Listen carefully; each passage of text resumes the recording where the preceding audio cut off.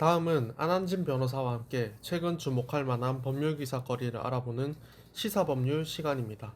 안한진 변호사 자리했습니다. 안녕하세요. 예, 안녕하십니까. 네, 오늘은 어떤 내용을 준비했습니까? 예, 직장 내 성희롱 피해자가 퇴사하기 전 피해 내용을 이메일로 회사 사람들에게 보냈더라도 명예훼손에 해당하지 않는다는 대법원 판결과 도로가 아닌 곳에서 벌어진 음주운전이나 음주 측정 거부 행위에 대해서 형사처벌은 가능하지만 이를 이유로 운전면허를 취소하거나 정지시킬 수 없다는 대법원 판결에 관하여 알아보도록 하겠습니다. 네, 최근 자신의 억울함을 호소하는 글을 사내 게시판이나 단체 대화방에 공개하거나 단체 메일로 보내는 경우 명예훼손에 해당하는지에 관하여 다툼이 많습니다. 첫 번째 사건이 이와 관련된 내용이라고 하는데 어떤 내용입니까? 네, 인사팀장 등으로 일하던 B 씨는 2014년 4월 8월 말부터 C사 마케팅 사원으로 근무한 A 씨의 입사 당시 채용 및 신입 사원 교육을 담당했습니다. 팀장 B 씨는 2014년 10월 말 퇴근 후 다른 사원들과 함께 한 술자리에서 A 씨와 신체 접촉을 했습니다.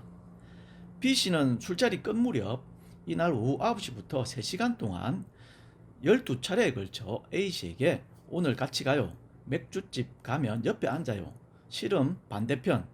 왜 전화 안 하니 등의 문자를 보냈고 A 씨는 답장하지 않았습니다. 이후 A 씨는 2016년 3월 말 다른 매장으로 발령을 받자 같은 해 4월 3일 사직 의사를 밝히고 같은 달 20일 퇴사했습니다. A 씨는 같은 해 4월 4일 전국 208개 매장 대표와 본사 직원 80여 명에게 성희롱 피해 사례에 대한 공유 및 당부의 건이라는 제목으로 인사팀장에게 성적 수치심을 느꼈다. 성희롱 고충 담당자가 성희롱을 했던 인사팀장이므로 불이익이 갈까 싶어 말하지 못했다. 이제 회사를 떠나게 됐고 회사 발전을 위해 다시는 이런 일이 일어나지 않았으면 하는 마음으로 용기를 내어 이메일을 보낸다. 같은 일이 발생한 직원들은 팀장님이나 고용노동부, 국가인권위원회, 여성가족부 등으로 신고하기 바란다는 내용의 이메일을 보내 명예훼손 혐의로 기소됐습니다. 네, 자신의 억울함은 물론 팀장이 다시는 이와 같은 일을 하지 않도록 하여 달라는 당부의 글을 단체 메일로 보낸 것이군요. 이에 관하여 법원은 어떤 판단을 하였습니까? 예, 정보통신망법상 명예훼손은 비방의 목적이 있어야 하기 때문에 A씨에게 비방의 목적이 있었는지가 문제되었습니다.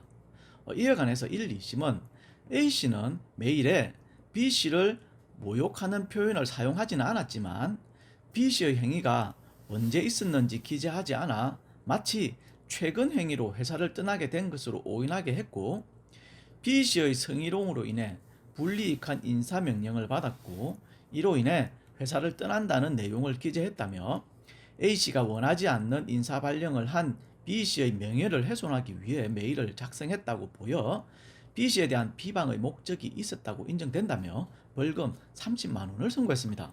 네, A씨가 단체 메일을 보낸 시기나 방법 등에 비추어 비방의 목적이 있었다고 1, 2심에서 판단하였군요. 그렇다면 대법원은 어떤 판단을 하였습니까? 예, 재판부는 이 메일은 A씨의 직장 내 성희롱 피해 사례에 관한 것으로 회사와 구성원들의 공적인 관심 사안이며 자신의 성희롱 피해 사례를 공유함으로써 직장 내 성희롱 예방과 피해 구제에 도움을 주고자 전송한 것으로 주된 동기나 목적은 공공의 이익을 위한 것이라고 밝히며 설령 전보인사에 대한 불만 등 다른 사익적 목적이나 동기가 있었더라도 그러한 사정만으로는 B씨를 비방할 목적이 있다는 점에 대해 범죄의 증명이 이루어졌다고 볼 수 없다며 원심을 파기하고 사건을 원심 법원으로 돌려보냈습니다. 네, 정리하자면 직장 내 성희롱 피해자가 퇴사하기 전 피해 내용을 이메일로 회사 사람들에게 보냈다더라도 명예훼손에 해당하지 않는다는 내용이었습니다. 다음 내용은 어떤 내용입니까? 네, A씨는 2016년 8월 오후 10시께 모 아파트 B동 앞에서 C씨가 차량을 후진하다 주차된 차량을 들이받는 사고를 내자 그 차를 운전해 사고 지점으로부터 약 30m 떨어진 이 아파트 경비 초소 앞까지 차량을 이동시켰습니다. 이후 C씨가 낸 사고 때문에 경찰관이 현장에 출동했고 A씨는 파출소로 이미 동행돼 그곳에서 같은 날 오후 11시께부터 약 30분간 경찰로부터 음주 측정 요구를 받았지만 자신은 음주운전한 사실이 없다면서 거부했습니다. 경북지방경찰청은 2017년 2월 A씨가 정당한 사유 없이 경찰관의 음주 측정 요구에 응하지 않았다는 이유로 자동차 운전면허를 2017년 3월 26일자로 취소하는 처분을 했습니다. A씨는 이에 불복해 행정심판을 제기했지만 기각되자 소송을 제기하였습니다. 네, 아파트 단지 내에서 운전을 한 것에 대해서 경찰이 음주 측정을 요구하자 거부한 경우 운전면허 취소 등 행정처분의 대상이 아니라고 다투고 있군요. 이에 관하여 법원은 어떤 판단을 하였습니까? 네, 먼저 1심은 A씨가 운전한 장소가 아파트 단지 내라도 도로에 해당된다고 판단해 원고 패소 판결하였습니다. 하지만 2심은 A씨가 운전한 B동 앞 주차구 우회선 사이의 통로와 경비초소 앞부분은 B동과 D동 거주민이나 관련 방문객의 주차 또는 통행을 위해 이용되는 장소로 보일 뿐이고 이를 일반 교통의 통행에 사용되는 장소인 도로로 인정하기 부족하다며 A씨가 운전한 장소가 아파트 단지 내로서 도로교통법상의 도로에 해당하지 않으므로 그 처분 사유가 존재하지 않아 위법하다면서 A씨의 손을 들어줬습니다.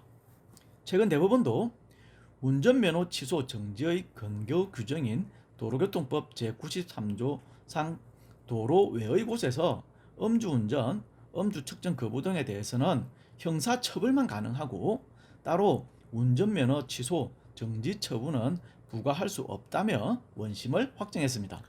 네, 오늘 시사법률 시간에는 안한진 변호사와 함께 직장 내 성희롱 피해자가 퇴사하기 전 피해 내용을 이메일로 회사 사람들에게 보냈다 하더라도 명예훼손에 해당하지 않는다는 대법원 판결과 도로가 아닌 곳에서 벌어진 음주운전이나 음주 숙정 거부 행위 등에 대해 형사처벌은 가능하지만 이를 이유로 운전면허를 취소하거나 정지시킬 수 없다는 대법원 판결에 관하여 알아보았습니다. 지금까지 경남민원연 노희승이었습니다.